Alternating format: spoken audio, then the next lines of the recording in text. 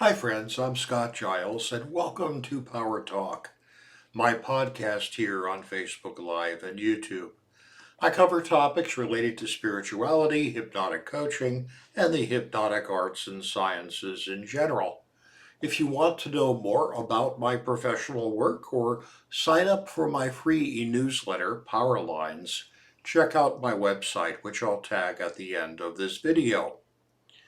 One of my favorite series of books is The Chronicles of Narnia by C.S. Lewis. The best known volume in that series is titled The Lion, the Witch, and the Wardrobe. Movies have been made about these books, and they've been continuously in print since they first appeared in 1950. The books are theologically rich, with a godlike figure of a great lion named Aslan, and many speculations about ethics, living well, and relationships, all of which take place in an imaginary world called Narnia. While I would depart from the very simple theology the books contain, I still recommend them, especially for young adults. One of the reasons for the enduring popularity of these volumes is, I believe, that in them there were a group of ordinary children who nevertheless become kings and queens in Narnia. The desire to ascend to a position of royalty is a romantic and deeply rooted dream in a whole lot of people. In 1976, social philosopher Bruno Bettelheim wrote a book called The Uses of Enchantment.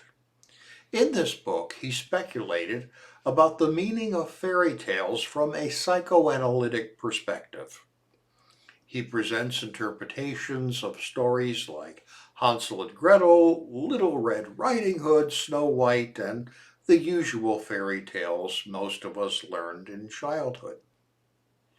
Bettelheim believed that people told these fairy tales to children not because we want the kids to model their behavior in the plot line, because the plot line in a whole lot of these stories are violent. I mean, pushing witches into ovens, killing animals, and so on. We tell the stories because the fairy tales of our culture is where we as a society unconsciously put all of our hidden agenda. We use them to pass on ideas to children that we would never say. I mean, young ladies, don't try to study and improve yourself. All you have to do is be beautiful, and Prince Charming will kiss you without consent and solve all your problems. You don't need a career. That's just for your wicked stepsisters. Just present yourself all made up at the grand ball, and a man will sweep you off your feet and take care of you. Oh, and you should be so sensitive that you can't get to sleep if there's a pea under 20 mattresses. Forget all that stuff about grit, courage, and personal strength. Young men, all you have to do is be handsome and you'll get the girl. Never mind this equal partnership stuff. You just go and dominate the women and tell them what to do, and everything will be fine because of the wonderful authority you have.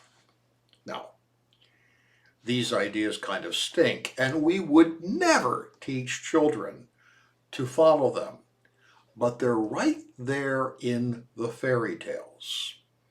We all want to be kings and queens in Narnia. The problem is we're not. That said, however, everyone can act in a way that is noble, in the sense of being honorable and praiseworthy. In ancient times, there was a belief that Only some people were admirable, and that was self-evident once you got to know them. These would be people who were uniquely suited to know what should be done to create the most successful and effective society. In his philosophical masterpiece, The Republic, Plato argued that the best political leadership would be a philosopher king who would govern according to principles of right, justice, and the good. And we would say that these people were noble in the sense that they would be obviously better than others. Well, the idea of rule by an elite is an enduring one. In ancient Roman society, we saw a division into elite patricians, along with the semi elite senatorial and equestrian classes. Senators were politicians, and the equestrians meant, finally, wealthy business people. And then there were the run of the mill plebeians who were everyone else and of less concern. Well, when America was founded, it was a republic, not a democracy.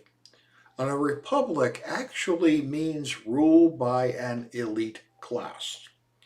Democracy is rule by majority vote, and historically, a lot of people have been suspicious about that, calling it rule by the dumb, or to use an even nastier term from the 19th century, by the great unwashed.